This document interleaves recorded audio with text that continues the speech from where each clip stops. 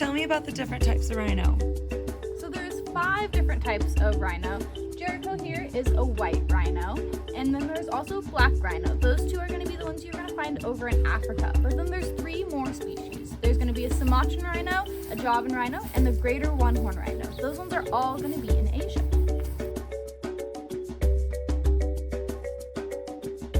If I were to travel to Africa on a safari, how would I be able to tell the difference between a black rhino and a white rhino?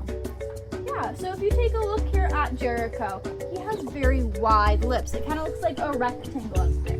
Now that's how you can tell if he's a white rhino. A black rhino is going to have opposite features. Their lip is going to come to a point and going to be kind of triangular. And that is because he would eat things off the ground, so he has more of that grazing pattern, while a black rhino would be a browser. So you'll see them, they'll be grabbing stuff off a tree, so they have those prehensile lips to help them pick off the things that they'd like.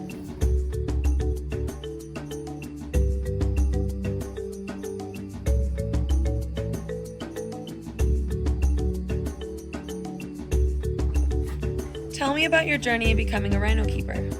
So I started at a little place called Zoo, Montana. I was an intern there, and I asked the keepers how I could get where they are. And they told me about this school in California where I'd be working at a zoo on campus as I went to college. So I'd spend half my day in class and half my day with the animals. So I decided to move to California and go through that program. And one of my classes there was all about internships. So I got to choose anywhere in the world that I wanted to go, and I chose here at Africa. And I did a week-long internship and shadowed all the keepers here. And I went home and I immediately applied to come back. And luckily they took me, and now I'm here hanging out with my favorite animals.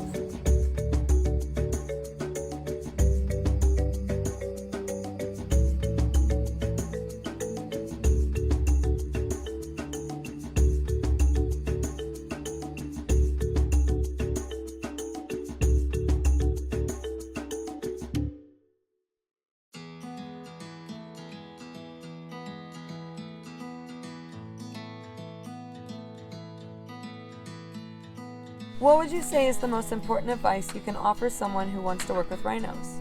So my advice is talk to everyone. Anyone who's a zookeeper wants to talk about their animals. So any park you go to or any zoo, just go up to a keeper and start asking them questions and get to learn more. We love to talk.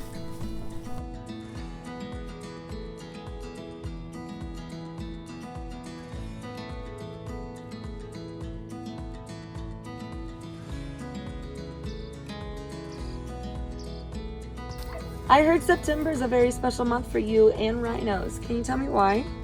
Yeah, so one of my favorite things I've learned since coming out of Africa is that I get to share a birthday with Jericho here. But there's also something happening that day that's bigger than both of us. It's World Rhino Day, Sunday, September 22nd. It's to celebrate all of the rhinos all over the world and bring awareness to their situation and all the people that care for them. Why is it important to raise awareness about rhino conservation? So there's a lot happening to these guys out in the wild. Their numbers are decreasing, and that is mostly just because of poaching. People are poaching them still for those horns, which a lot of people believe have some miracle qualities. But really, it's just made up of keratin, which is the exact same thing that our hair and toenails are made out of. Now, people think they have medicinal purposes, and that goes back generations and generations, so it's really hard to break. When you think about it, using that in your food to cure you, that's just like putting toenails in your food. It's not very great.